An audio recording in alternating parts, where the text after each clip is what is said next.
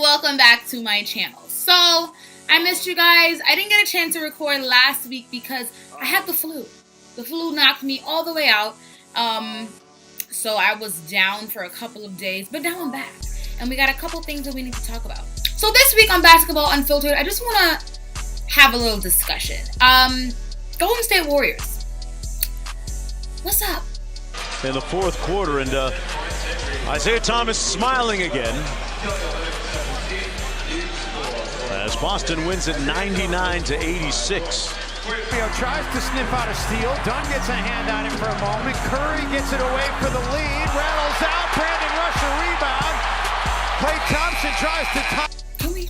What's going on? Can we talk? Steph Curry, what's going on? And his first team All-NBA rookie. Bogut lays off of the man setting the screen. You're not like yourself. And this is not even a video where I'm going to be biased or I'm going to be a hater. But we're going to have like a real life discussion because they're going through a couple of things. So stay with me because we're going to get into it. Keep watching.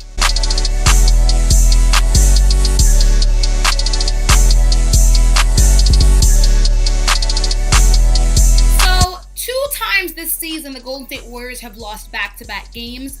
And for some people, that's kind of like not a big deal. The Cavs lost like 3 or 4 games in a row.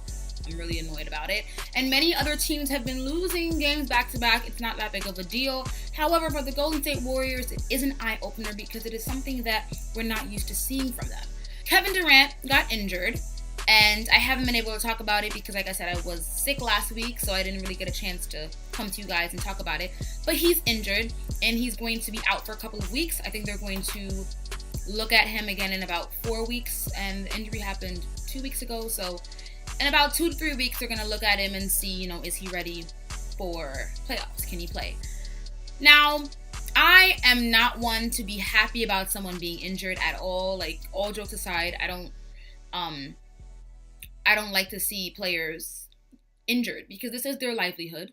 This is how they make their money. And at the end of the day, I want to see them play. I'm a fan of basketball. So if they're not playing, that's time that I'm not being able to watch them play. That makes sense. So I'm not excited that he's out, but he's out. And he's going to be out for a couple of weeks. And since he's been out, the Warriors have been struggling. Now, for the past 4 games that they've played, Steph Curry has been struggling from the 3-point line. Over the last 3 to 4 games, 3 games I believe, he is 18 for 76 from the 3-point line. Those numbers are yucky. So what does that mean? Does that mean that Steph Curry lost his mojo? Did Kevin Durant take it when he left? Is he just going through a shooting slump? Regardless, we are heading towards the end of the season, and the top 2 teams in the East and the West are battling for the number 1 seed. The Warriors and the Spurs are going back and forth. The Cavs are going back and forth with Boston and Washington. So it's a back and forth situation, and nobody wants to lose first seed, so they have to find a way to hold on to it. However, the Warriors are not doing it very well. Now, a lot of people say, well, what's the big deal? They lost Kevin Durant. They're still that 73-9 win team from last season. They're still the 2015 team that won the finals. They're not the same team, though. And I don't think that people realize how much they lost in order to gain KD. So you gain Kevin Durant, who's a top 2 player in this league, and he's been a top 2 for the past, I'd say, 2-3 years. But you lose so much. You lose your entire bench. You lose Bogut. You lose Barnes. You lose Ezeli. You lose Spates. You lose David Lee. You lose... Who else is gone? Who else? Oh, Barbosa.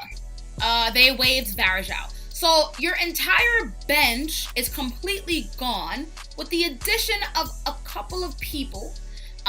Zaza and some other people who I don't really remember their names. You lose a lot. So you gain someone that's absolutely amazing, but the problem is that now he's injured, and so you've lost him and you've lost your bench. So they've become so much smaller. It's crazy to see them play. They're making the most uncharacteristic turnovers. Curry can't buy a shot. Clay is fighting to keep them in this thing.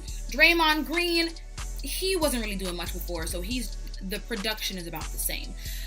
But it's a completely different team, and I don't think that people realize that. So yes, you gain Kevin Durant, but however, your team becomes so much smaller. They signed Matt Barnes as quickly as possible, but is Matt Barnes going to give you the same production that KD was giving you? Hell no, we know that. So as much as you may get a couple of buckets from Matt Barnes, you get a block here or two. He's kind of like a tall, light-skinned Draymond. It's about the same person to me. They have that edge. They aren't afraid of anybody, but they're not going to go out there and give you 15 and 10. It's just not going to happen. It's not going to happen. I know a lot of people are going to say, oh, well, the Cavs are losing games. The Cavs defense is not that good, and I agree with you. Trust me, I agree with you. It is very annoying. And we attempted to up that defensive problem by signing Mr. Andrew Bogut, and Mr. Andrew Bogut injured himself in 58 seconds. Till this very day, I don't know how that happened. So I understand that defense is something that's lacking from a lot of the teams in the NBA. However, there's a lot more depth. We signed Darren Williams. We picked up Derek Williams, which was a very, very solid pickup, probably one of my favorite pickups. Of course, we added the sharp shooting Kyle Korver. So our bench will outscore the Warriors bench any day. Plain and simple. For the Warriors to go up against teams like the Spurs, they're going to have a lot of problems. I believe that the Spurs will eat them alive. I believe even the Rockets can definitely put up a huge fight. The Rockets can outscore them. And this is a thing that people don't understand when it comes to Steph Curry. I'm not a Steph Curry hater. I'm not just going around and not liking him for no reason. That's not even what it is. It's all basketball. And here's my thing with Steph Curry. I've been on record saying that he's definitely one of the greatest shooters I have ever seen. Ever seen. However, when that shot doesn't fall, there's not much that he can do to get his team over the hump.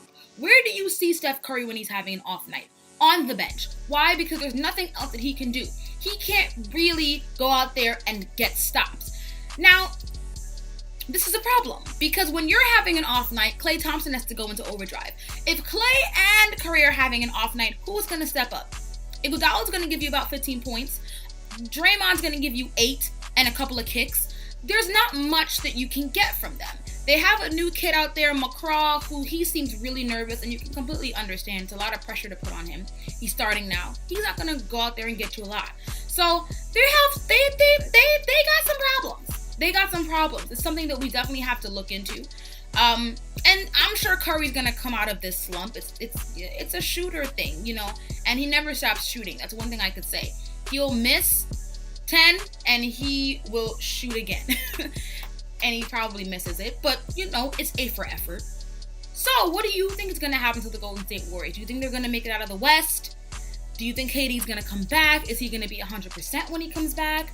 Can they go up against the Spurs with no KD, even if Curry's shooting comes back to full force, which I believe that it will. But what do you think is going to happen to them? Do you think that they're going to make it out of the West? Do you think that the Rockets can beat them? Do you think the Spurs can beat them? Let's talk about it. Are they going to lose the number 1 seed? Could the Spurs take the number 1 seed? Let's talk about it because, it could possibly happen. Thank you guys for watching. This has been a quick episode of Basketball Unfiltered. Stay tuned. Again, if you have any ideas, anything that you want me to talk about, anything that you think that I should know, message me, Facebook me, Snapchat me, Instagram me. If you have my number, text me, and I will be back next week. So thank you for watching Basketball Unfiltered, and I'm out.